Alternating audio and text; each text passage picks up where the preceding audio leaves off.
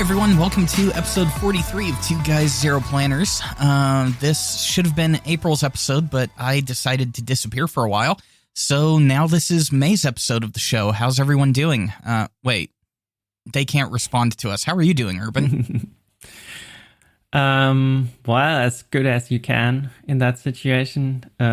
We in Germany are still only at 30% vaccination rates, so life is kind of slow at the moment anyway. The kids aren't at school every day, just every second day, and that sort of can change every week depending on the infection rates and how it's currently going, and it's just all a bit annoying.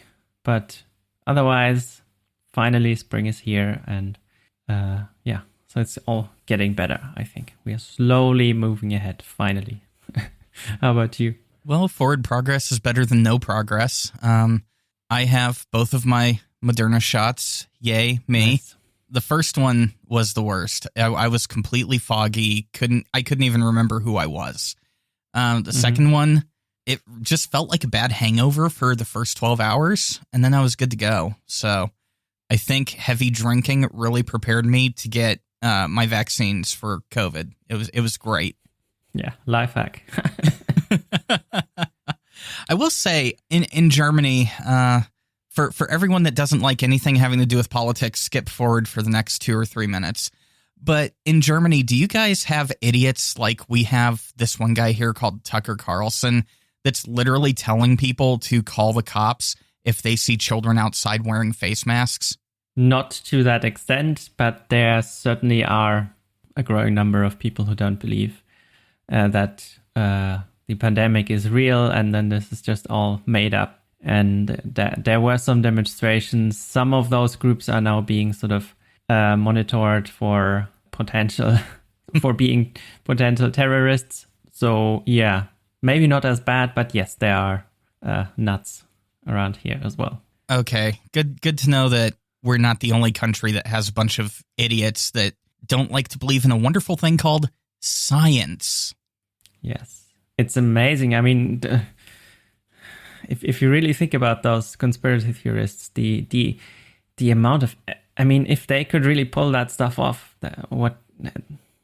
they could probably do so much more and better things than just pretending that there's a pandemic.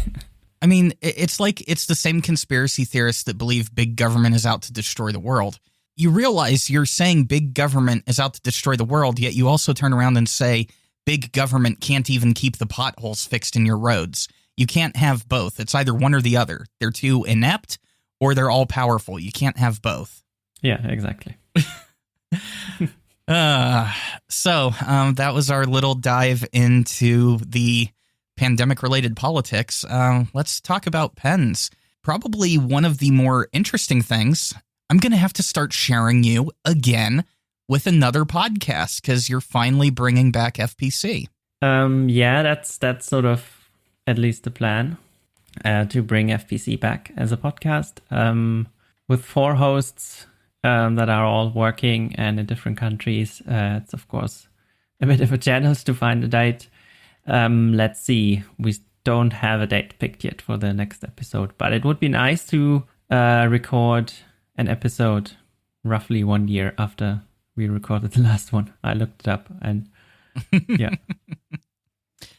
I look forward to the chaos that will ensue from that, because behind the scenes, I have agreed to do the audio editing. Yay.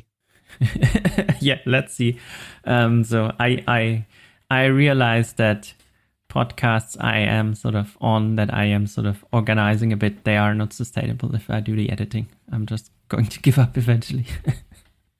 So we're going that route instead. I think it's one of those things where, not to toot my own horn or anything, but having a separate person that actually enjoys that type of work actually goes a long way. Like editing stuff, it's fun for me. So the amount of time it takes to do it, I honestly normally don't mind it. The only time it ever got grating on me was really and not even BYOB as a whole, just the parts where we were literally talking over each other for the sake of talking over each other. Mm-hmm. I mean, you in a normal conversation, you've got moments where one person may briefly interrupt the other, but they're brief. People quit stepping on other people's toes, and the conversation continues. You and I do that occasionally, too. People that have the Patreon cut will hear that, but I normally cut that out of the main feed. Yeah, I mean, if you don't see each other, if you're not sitting next to each other, it's kind of inevitable that this happens, of course. Yeah, it definitely is, especially when you're dealing with the latency of wires going under a vast body of water to another country. Mm-hmm, exactly. So, I mean, at least we're not doing satellite communication because the latency there would just suck. Yeah. We're not recording, we're not playing music together, so it's fine to have some kind of level of latency. But yeah, this is sort of the outcome then, that sometimes you have to... Yeah, I mean, this was sort of the main thing I also basically did when I did the editing on my podcasts before. Mm-hmm. Yeah, you have to cut out that stuff where one person talks over the other. And I didn't enjoy it. And then when I started my new podcast, Expanding Beyond, I asked you. And now we're gone. And now we've sort of, it's almost 1 year anniversary of that podcast. So that works for me. Hey, whatever helps you keep making content. By the way, speaking of music tangentially, so I did pick up the violin over the last year. What other classical instrument do you think I should pick up next? I know, it's a hard decision. Yeah, especially, I mean, it all depends on what you wanna play. I'm open for anything, really. As long as it's not country or bluegrass, I'm open for anything. I mean, if it sort of depends. If I were to pick up a really classical instrument, I would probably pick up the cello. I had fun when my daughter sort of played for a year or two. I probably had more fun playing than she did. Okay. But maybe that's too similar to the violin. I don't know. Well, they use a different clef. They use a different play style. I don't know. They may actually be dissimilar enough to where it would actually be interesting. I'll have to give that some thought, because right now I'm torn between either the cello or the clarinet. Mm-hmm. Mainly because occasionally I like to jam out on some Benny Goodman. You could play some, I don't know, klezmer and stuff like that. Ooh, yeah. Clarinet. Yeah. That'd be interesting. And if you play klezmer, then you sort of almost have to drink. So then it's sort of, it's a twofer. I thought that was a requirement for any classical music. I don't know. But at least in klezmer, you even have a band called the Shikere Capella, which is basically means that they're the drunk band. Nice. Very nice. Oh, I might as well get this out of the way now. I don't know if you saw it over on the Pen Addict Slack about a month ago, shortly after I got the Namiki Nippon. Probably not. Okay, cool. I did accidentally stir my coffee with it. I was going to ask. Yeah. Nice. Yeah. Just absentmindedly in the middle of my work shift, I was doing my undescribed work that I do for my day job, and I realized that I was stirring something with my right hand, and then I realized that the pen I had grabbed that morning was the Namiki, and then I looked over and I was stirring my coffee. Yeah. I mean, why do you even stir the coffee? That's sort of habit. Habit. Yeah. Literally at this point, it's just some subconscious habit that I picked up over the years. I think it's because I used to do it all the time with my tea. When I lived in Turkey, my mother trained me to just put a little bit of cream in the tea and 2 cubes of sugar and just keep stirring it until, even though it was doing nothing to cool the liquid down, just keep stirring it until it was cool enough to go ahead and drink. And because I was an impressionable kid at the time, the habit just stuck. Okay. And now you do it with pens and coffee. Yeah, I really need to quit doing that. I really, really do. One of these days, I'm probably going to get like a lifetime ban from somewhere because I decided to stir coffee with a pen. Well, at least not on this podcast. Right. Well, I mean, I kind of to an extent, control the podcast. So hopefully I don't get banned from something I control. Yeah, that would be impressive government work if that worked. Yes, it would be very impressive government work if that worked. Speaking of pen work, U plus FPC equals, holy crap, that's a lot of work going on. Yes. So there's two types of work going on. One is basically the daily work in the background to figure out if people enter inks that the system doesn't know about, to figure out, do we already have that under a different name? That's sort of a daily thing for me. That's already a habit that I do multiple times a day by now. If someone, I don't know, makes a spelling mistake, or sometimes it's even a new ink. If Shigure, for example, gets another shipment of new inks from Japan, then they all suddenly appear on FPC. And then, of course, there's the further development that needs to happen. Luckily at work, we're not quite at 20% time as Google was in the past, but we get every second Friday off from sort of feature development to learn things and more or less do stuff we want to. And I'm sort of arguing that working on FPC, I am strategically picking features where I can say, hey, I learned this new tool and I learned that. I'm not sure if it's 100% true, but it has worked so far. So I know. I mean, one of the features or one of the things you've done to FPC, you did discuss on episode 22 of Expanding Beyond, which listen to that episode. It's a good episode. But I want you to expand on that because I could definitely see you being able to pass that one off as work. What did I talk about? Fighting bot signups, maybe? Yeah. Yeah. So as part of my admin dashboard in FPC, I have this graph that shows how many signups there were per day. And then there were some days where it was really, really big. So that had started, I don't know, over a year ago maybe. But then I realized that for many of those accounts, they never confirmed their account. So to really log into FPC, you have to click on the confirmation email and sort of confirm that the email you used to sign up is actually your email address. So that's already cool because that keeps the actual bots out, because they probably can't even, they don't own that email address. They just, for whatever reason, try to sign up and then see what happens. I still wasn't super happy about it because you are more or less still sending spam out, right? It is your confirmation email, but you're still sending it to people that basically did sign up for your service. And that's not really cool. So I tried to build something that detects if a person signs up or if it's a bot. There are various techniques you can use.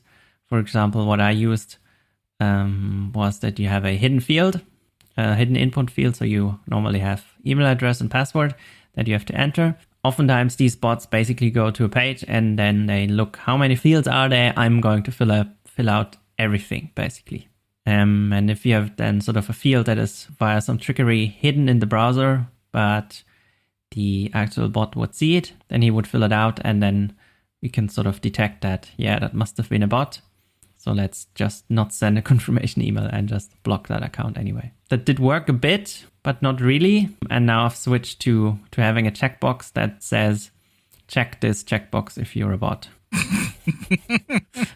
And sort of, because then you don't have to hide it. And then hopefully that's a step towards making that work. That also, I will have to double check if that really works. What I also did, I keep track of the IPs of the signups, and I found one that sort of, I don't know, did over 200 signups on a day. So I sort of started a blacklist of IP addresses. And in combination of that, it sort of works. So what's the latest peak? The latest peak for bot signups is May 3rd. There were 62 bot signups. At least 62 confirmation emails that I didn't send out and spam people.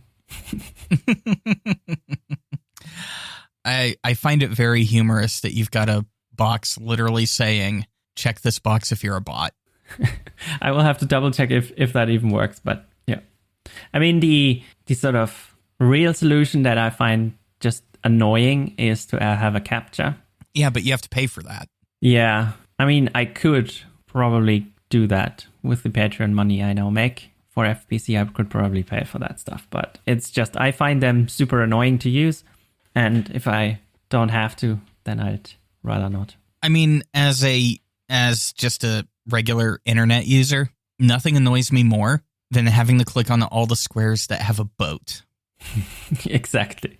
I hate that so much. So thank you for doing whatever you have to keep people like me from having to teach the AI what a crosswalk is, or where a stoplight is, or all the pictures of a bicycle when you don't show me a single picture of a bicycle. Yeah, exactly. You can tell I don't like captchas. Yes, and neither do I. So that's why I instead try to find other ways to do it. But yeah, I will probably have to revisit it at some point to figure out if that IP address that I'm blocking is really worth blocking still. And I did get 1 or 2 people contacting me and asking, hey, I can't sign in. What happened to my account? And then somehow that turned out they were sort of flagged as bots. So it's not perfect. But yeah, those solutions never are. I don't know. I have to see. And that's how you turn a fountain pen site into a tangential work site. Exactly. And it's all open source, so I can share stuff. And I think that sort of counts. So a couple more web-related things here probably to get caught up on. Annabelle has a Discord that, if you're a pen person, you might want to actually check out if you haven't already. Yeah, it is still fairly small, sort of, especially compared to the Pen Addict Slack, but this is actually pretty nice because you can actually read everything that's written there. Right, without it just magically disappearing. Yeah, that too. But still, even if that weren't the case, I regulate it in the morning, basically. For most channels in that Slack, in the Pen Addict Slack, I sort of clear, basically, and don't even read everything. It's just so much sometimes. Urban will hopefully have that linked in the show notes. So if you don't see the Discord link for that in the show notes, it's his fault. And have your bots go spam FPC if that's the case. Exactly. Let's do that. Let's fight. Bring down Urban. Bring on the bots. Wait a second. I just saw this in the show notes. Getting ready to sell pens? I now have a box full of, 20, 30 cheap pens that I I'm not using anymore, I think. I want to reduce the number of pens because I actually want to use what I have instead of buying them and having them sort of in the collection but not used. The issue there is, of course, that most of them are really cheap pens, so selling them will be hard. So instead, I've pretended that I've sold them already and put them in a box, and then maybe I will get around to selling them eventually. Oh, okay. So this isn't you're actually doing it yet. It's you're forcing yourself to start parting with them. Yes, to sort of, I did the first pass of the collection, and I still have 60 pens left. So I don't know. On the other hand, I found a pen for my son, my second grader, because he used a Jinhao 51A. So that's one of the Parker 51 copies, and that burped a bit. And that slip cap, I think, was just too tight, and he caps and uncaps that pen very often and with the nib down, and then eventually ink just starts dropping out of it. And now he has a Fountain Pen Revolution Ebonite pen. Sort of a fancy Ebonite pen for a second grader, I think. Well, I mean, while your collection is starting maybe to shrink, I'm up to 14 pens. Wow. I also chose to get a Sailor over a Pelican. Yeah. Pelican, for some odd reason, decided to drag their heels on the Petrol Marbled as far as getting it out to their retailers. So I went ahead, and while I was out in Arizona, I just asked Ron. I was like, okay, if you were on the fence between a Pelican and a Sailor, which way would you go? And we talked about it for a bit, and next thing I know, I ended up with a 2 habanero with a zoom nib. Oh, nice. Yeah. I really like zoom nibs, and that's a cool design. the two-tone nib on that Too Hot is just, it is beautiful. It is perfect. Definitely brings the whole habanero feel together. I currently have it inked up with one of the Penchley Robert Oster exclusives. I can't quite remember the name because I haven't done the review on it yet. But yeah, that pen, that nib is just beautiful. Really, really enjoying it. Yeah, I have to ink up my Pro Slim with a zoom nib at some point as well. It's really fun to use. I'm just trying to think of how I want to actually showcase the zoom nib, because it's like just the writing sample on that pen alone is going to take quite a bit longer to film, because I'm going to have to do like 45-degree angle, 60-degree angle, 90-degree angle, upside down. I'm going to have to show all the different ways that a zoom nib can just morph itself depending on how you've got it angled. I must admit, I don't really take advantage of that, but at my normal writing angle, I just enjoy how the nib writes. Yeah, for me, at my normal angle, it is just a super wet and super smooth double broad with no issues whatsoever. I mean, I do get a bit of line variation out of it, but not much, but it's still fine. At least there's a bit more line variation than the my Pelican steel double broad, which is also nice, but not as much fun. Yeah, I haven't tried a double broad Pelican yet, but that is on my list of nibs to get from Pelican. Yeah, I mean, eventually I probably should also try a gold nib on a Pelican. These are all steel nibs that I have. Mm-hmm. There's this highlighter version of the M205. That's where that nib came from. Oh, okay. And that's sort of the only double broad you can find for those steel nibs, I think. Yeah, I was about to say, as far as my Pellies go, I've got an extra fine, cursive stub italic fine, a hard extra fine, and then a broad. Mm-hmm. And then as far as my sailors go, I've got a zoom nib, a music nib, and a hard medium. For the sailors, I also have the music nib, so the big one, the 21K, and that's fun to use. It's basically the pen I use to address my letters. I have a pigmented ink in it, and you can basically write with that combination on any paper. I mean, the upside of those pigmented inks is that they don't really feather as much as other inks, and on an envelope it's kind of nice to have it not sort of swim away when it gets wet eventually. Yeah, that's actually why I keep certain inks and certain pens of mine, because it's like, on the chance that I actually do reply to one of my pen pals, especially with the crappy envelopes I use, I just want to make sure that the address doesn't run or anything like that. Yeah, because I've had that happen a few too many times. And apparently so did Figboot, because on the letter he sent me before I went on vacation, the ink for the address on that did not fare well. Yeah, that's true. That happens sometimes. Yeah. Yeah. And I also have my first sort of pen and ink combination that I'm so happy with that I'm probably not going to change. Really? So I finally started to dig out, to sort of use up my bottle of Lamy Petrol. Mm-hmm. And I put it in my yellow Twisby Eco, and that combination just works so well that I'm now on my second fill. Nice. And that ink, it is now in, it might just be in one pen right now, but it's sort of, I'm trying to get through that bottle eventually, and it's super enjoyable to use. I think with the exception of the Cross Calais, the Moonman T1, the Namiki. Nope. The Namiki is married to a particular ink. Yeah, no, just the Moonman and the Cross are the only two that aren't married to a particular ink. Mm-hmm. Well, I stand corrected. The Too Hot Habanero is not married to an ink yet.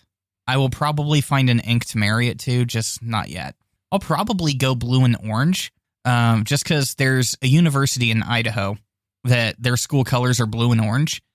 Mm-hmm. And one year, they kicked the crap out of the Oklahoma football team, one of the big Oklahoma football teams, during bowl season. And I was so happy to watch the Oklahoma team be humbled by a nothing team out of Idaho that I think having a blue and orange combination would be nice. Like, their football field is actually blue. Okay. Yeah, the AstroTurf is blue, obnoxious blue, and I like it. It's a good thing. So I may actually find a blue ink to put in an orange pen. Yeah, for me, for the longest time, I basically switched. I never really used an ink twice because with so many ink samples, sort of always wanted to try something else next. And yeah, that got old eventually, and now I'm sort of sticking to a few inks and sort of trying to finish them up before I move on. Yeah, let me look.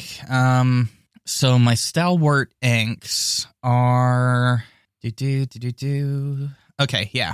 So the Stalwart inks are Konpeki for the Faber-Castell, the Aurora. The Kaweco, right now I'm using Kaweco Blue in it, but I may actually switch that one over to Konpeki as well, just because Konpeki seems to behave a little bit better than Kaweco Blue does. Then the Pelikan M600 White Turquoise obviously has Pelikan 4001 Turquoise. That's always going to be my combination for that pen. If anything, I'm predictable there.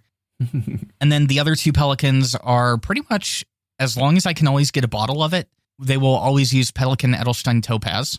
The Pilot, the 845, I'm just going to keep using Pilot Blue in it because, honestly, I like that combination. It's a good combo. Yeah. Boring AF, but good. Yeah, those Pilot standard inks, they're pretty great, actually. So I have this Pilot Elite pocket pen that I got sent from Japan recently, and as you can't really fit a converter in there.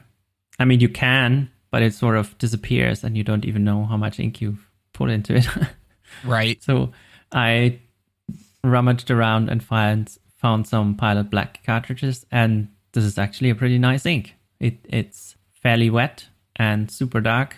The only downside might be that on bad paper it feathers a bit, but otherwise it's a really, really great ink. That is one difference. I did have one comment on a YouTube video ask me the difference between Pilot Black and Namiki Black, and I did notice the Pilot Black cartridges, like you said, they tend to feather on occasional papers, whereas it doesn't matter what I put the Namiki Black on, it does not feather at all. Huh. Yeah. I didn't even know that they are different. There's got to be a difference in the formulation somewhere, but that is one thing I've definitely noticed. As far as overall shade and intensity goes, they're the exact same, but the Namiki does feel much better behaved.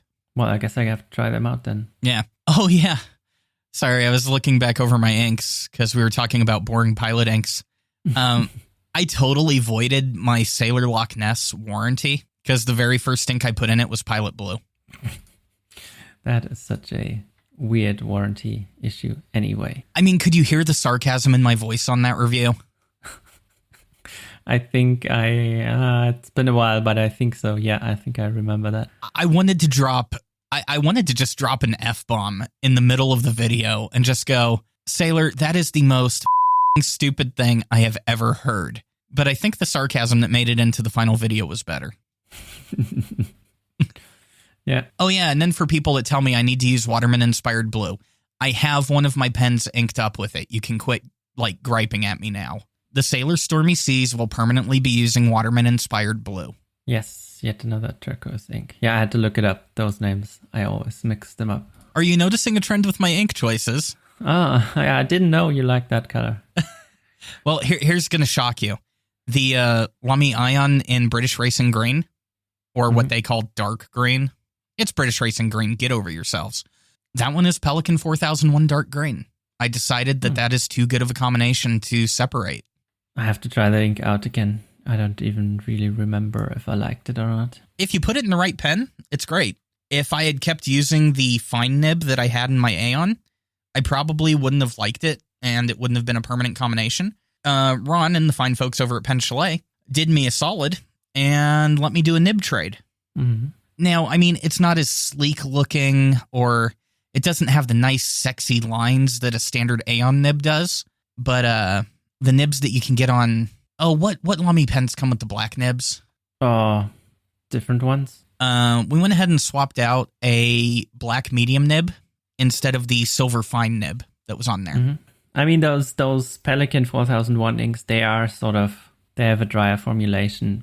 I assume because they're meant for use on bad paper, I guess. So you want an ink that's not too wet, so it doesn't feather and bleed too much. Right. So that is what I went ahead and went with. So I've got a British Racing Green pen with a black nib now, which honestly I like that color combination much better. With Pelikan 4001 dark green. Overall, I think it's a good combination. Yeah. And then, of course, yes, the last one that's permanently married. Diamine Oxblood is going to be permanently in the Namiki. Mm-hmm. Yeah. I'm not sure if I have more. I probably will keep my Sailor with the music nib inked with the Rohrer and Klingner Sketch Ink Lily, which is a very weird, muddy brown. But it's a great ink, especially for envelopes. And then for the rest of my pens, I don't know. I have this 10 milliliter bottle of Gerber Vert Reseda, which is this. Is it a turquoise? It's very green leaning. But yeah, I want to finish that up, so I guess I will keep that in my double broad Pelikan so that it doesn't take too long. But other than that, I think I'm always switching. The only time I'm always switching is really when I'm doing a YouTube video for a different ink. Mm-hmm. So, I mean, because I want the channel to have consistency from one video to the next, I think having the Moonman T1 with a fine nib and having the Cross with a medium nib gives me that consistency from one video to the next of, okay, he's trying this ink with a pen we've already seen on the channel. We know what this pen is going to do with an ink. Yeah, but I guess our use cases, our setups are all a bit different anyway, because if I look at my stats, I have 80 bottles of ink and 174 samples. So I guess I just have to switch a bit more and use them. I'm not too far behind you on the bottles. As far as bottles go, you can tell I haven't been logging them in the FPC. But as far as bottles go, I've got 91 bottles. Okay. And 25 samples. I mean, I basically wrote FPC so that I could trade samples with people. So that's why I have so many. My big thing is I was going to go through and do videos on all the private reserve inks since Figboot hooked me up with quite a few samples. Mm-hmm. But based on the viewer reaction I've gotten so far, I think I may just put that one on the back burner and start picking up sample vials of like the Jeherbon inks or the Diamine inks and just go with brands that people already know, because it's kind of like it's a little interesting watching a Diamine video. And keep in mind, at the time we're recording this, I'm still a very small YouTube channel. So like a Diamine video gets 500 views in a week. Mm-hmm. And then I do one of these private reserve videos and it gets maybe 200. Okay. Maybe. Yeah, when you started that, I had to dig out my really, really old sample of private reserve avocado. And I, of course, before putting it into a pen, I really checked if it was still okay. Because it came probably from the time where the QC wasn't that great and that it could have gone bad. I can't use the sample of tropical, whatever it's called, tropical blue, because Figboot found out that one of the bottles that he was provided had a mold issue. Okay. I was going to buy a bottle of avocado because it's such a cool green ink, but maybe later. I mean, he's already done the job of reporting that to the manufacturer. I have yet to open up that sample vial, and I'm kind of nervous to actually open it up to see what's going on in there. Mm-hmm. Yeah. Yeah, I mean, on the other hand, this is now Jaffa, right? Mm-hmm.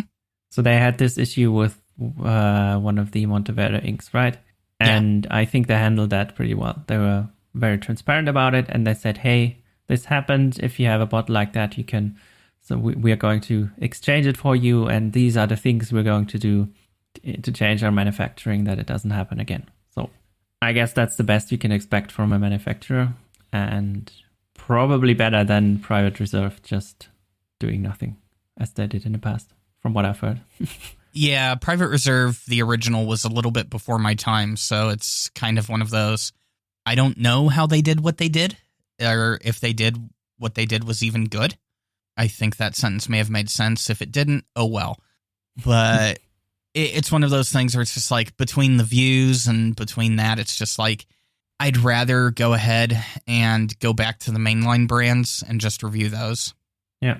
So yeah, the current slate is get a review up for the Kasama Una and Tala, whatever those two pens are.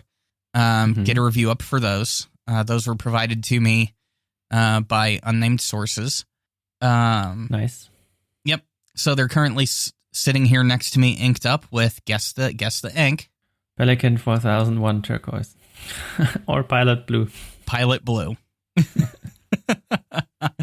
So they're both inked up with Pilot blue. I don't like them. I do not like them. Okay. Yeah. I mean, I'm still going to give them a fair shake. I'm still going to look for things that are good about them, because just because they don't work for me doesn't mean they won't work for everyone. But would I spend the money on these pens? No. So I'm definitely glad that an unnamed benefactor actually helped me procure these for review. Yeah. I guess it's always hard to know what works for you and what doesn't. Yeah. But yeah. It was a little interesting. I had high hopes for them, and then it just turned into this is nope. I spent probably the better part of 4 hours writing with each pen as soon as I got them, and just the section alone was enough to be a complete turnoff for me. Yeah, I mean, especially on the Una, that section looks really... It looks like it either works for you or it doesn't, right? With that dip in the middle. Yeah, that dip in the middle is 8 millimeters from one side of the dip to the other. And not much, yeah. And it dips a full 2 millimeters. So you're losing 4 millimeters of width total because it dips 2 millimeters on each side. Yeah, I remember one of the Chinese pens I once had. I think it was a copy of the Franklin Christoph Pocket 66. It's sort of... I mean, the Pocket 66 already has a bit of a concave section, but I think it's fine still. But that one sort of overdid it a bit, and that was just a really, really weird section to use. I probably wouldn't like the Kasama Una either, because that's just weird to me, at least. It feels really weird. I mean, if you're a person that writes that far back on the pen, where you've got like an inch and a half of play between the tips of your fingers and the paper, sure, that may work great. But if you're someone like me that likes to grip as close to where the nib is as possible, that does not work, because at that point my fingers are on the forward threads. I've got literally nothing behind my fingers because that dip completely cuts away and I'm no longer actually gripping the pen itself. Yeah. I mean, if I look at what my favorite pens are, all those Parker 51 copies, they basically don't have something like that, right? You can grip them anywhere you want to. Same thing with that Pilot Elite. It's also very similar in that way. Probably wouldn't work for me, yeah. Speaking of that, getting off the Kasamas, because I really don't want to give away the entire review before I review them. That Pilot Elite of yours, that's making me want to pick up another one. Yeah. That was a very, very cool thing. So I saw a picture of that exact pen on Instagram from Jacob of the Tokyo Inklings podcast. As you do when you go through the stories on Instagram, you sort of react with various emojis on those. And then he said, you like that one? Should I just send it to you? And that's how I ended up with that pen, which was really, really cool. And if you listen to this, thank you so much, Jacob. Thank you, Jacob, for also convincing me that I need to rebuy that pen, because I ended up parting ways with mine. Yeah, I don't know. I mean, I'm not really in the know of the date codes of Pilot pens, but apparently they have them.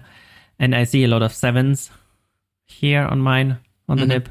So apparently that pen is from the 70s, but you couldn't really tell. It's in really, really good condition. I mean, maybe it's also not true, but... Well, I mean, yeah, you should be able to tell. Oh, God, how do the date codes work? I mean, he said it was a vintage pen, so that's Maybe that's true. Yeah, I think it goes month, year, year. Okay, that would be then 75. Yeah. As I pull out my 845 to double check, because they haven't changed up the stamping methodology, I think, for that. This one should have Googling for pilot date codes. It doesn't work that great. Yeah, like this one says 419. So this nib was made in April of 2019. Which I can believe that. Moment of silence for the previous nib that was on here that was destroyed. Karma, I'm still not forgiving you for that. Even though it was my fault, I'm still not forgiving you. She's sitting here looking at me like, dude, you left your pen down there. Don't blame me. Very accusatory from that dog. But yeah, I am probably going to be on the hunt for, well, 2 pens I'm on the hunt for. A Mont Blanc 22 and a Pilot Elite, because they both kind of have the same look and feel to them. But the Mont Blanc 22 is a little bit longer and it's piston filler. And the Pilot Elite is just a very comfortable feeling pen. Oh, yeah. Yeah, that's true. They look pretty similar in a way. At least from if you look at the nib, basically. Yeah. That Mont Blanc 22, it was a really good pen, and I don't know. Oh, yeah, no, I remember why I had to part ways with it. Once again, karma. Yeah, she had some surgical complications, so I had to pay for those. Yay. The joys of having pens work as liquid assets in case you need to do stuff. Yeah. Unless you just buy cheap Chinese pens like me. Well, hey, I mean, a few of the pens I liquidated for that were cheap. I had some Monteverdes and things of that nature that I parted ways with. But yeah, what would you say is probably the best part of that Pilot Elite? What is the one thing about it that you like? The capping mechanism. It's granted I don't really have. So I assume it's similar to the actual vintage Parker 51s because it's not a snap cap. It just sort of fits really snugly and it feels really nice if you take the cap off and if you put it back on. There isn't really a snap, but you can tell that's really secure. Yeah, definitely agree with you there. The friction fit on that cap is very well done. Yeah. For me, honestly, I don't know if your vintage nib is like this at all, but the one that I had on mine, it was a fine nib that could flex all the way up to a broad. I generally have a very, very light touch when I write anyway, so I normally don't notice. But if I try it out now, it is... Yeah, it is. There's some give. There's more give than other nibs, I would say. Yeah. Yeah, those vintage gold nibs definitely just the right amount of play to them, and that's the one thing I really loved about mine. And now that I've lost mine a bit, it was a bit dry in the beginning, but it was a vintage pen, and I guess you just have to use it and work on it a bit to get it really nice and flowing. And yeah, now it's super. I mean, I wouldn't say it's super wet, but it's really nice and enjoyable. It's a medium nib, and that is probably more of a European medium than actually a Japanese, and that's really nice and really fun to use. I mean, that was one of those things I found with both the Mont Blanc 22 I had and with the old Pilot Elite. I had to floss them a little bit and soak them in solution for a little bit just to get all the remnants of the old ink out of the nib and feed. Yeah. But as soon as I did that, they opened up beautifully. Something about vintage pens, if you can just get them clean, there's a few there's a few things that modern pen makers could learn from that.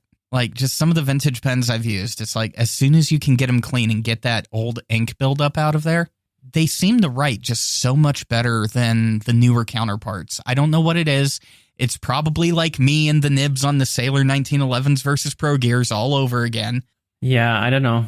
Maybe part. I mean, it might not be all of it, but maybe part of it is also that the ones that didn't write just went into the bin, and all you can find now are those that are actually working. Smoother experience by elimination. Yeah, I mean, if it's a pen that's not working, the likelihood of it staying, I don't know. I don't know. Or maybe it would be more. You would sell it. I don't know. Maybe it's not true. Well, I mean, if your pen is flowing good You're not shaking it, which means it doesn't have the possibility of flying out of your hand, which means it doesn't have the possibility of hitting the floor nib first. Oh, that wouldn't happen to anyone, right? No, it wouldn't happen to anyone at all. Not at all. Nope, don't know what you're talking about. Don't know what I'm talking about. Well, before I incriminate myself a little more than I already have, let's go ahead and wrap it up here for this episode, and let's see if I can actually make good on my promise to not drag this dead space out for more than a month. Yeah, let's see if that works. And then I can talk about the 40 pounds of hay I ordered for my guinea pigs next time. Yeah, well, I mean, you just purchased that hay for the guinea pigs, so I want to see how long it takes them to go through it. That's kind of why I want to put that one on the back burner for right now. Yeah, I mean, we started with the half the amount, and that probably took them a month and a half to go through. You and those guinea pigs, man. You and those guinea pigs. Right. It's really weird. It's like 40 pounds of organic hay from the Alps of Austria. Oh, God. So, I mean, if you think about it, it's kind of neat. It's one of those old farms, and they probably couldn't survive if they were using their, basically like they did in the past, where in the summer the cows would go up into the mountains and then they would sell the milk and the cheese and everything. And now they have to find another way to make the money. And maybe it's not a bad idea to go that way, to find your niche. Well, if you want to support Urban's guinea pig and fish tank habit, head on over to his Patreon. Link is down in the show notes. And if you want to support Two Guys Zero Planners, the Inktwell YouTube channel, or the other crazy things that I do, head on over to my Patreon and support over there. Pretty much literally everything I earn over on that Patreon goes to dog treats. So, yes, if you like my dogs, support me on Patreon. Till next time, Urban. Bye-bye.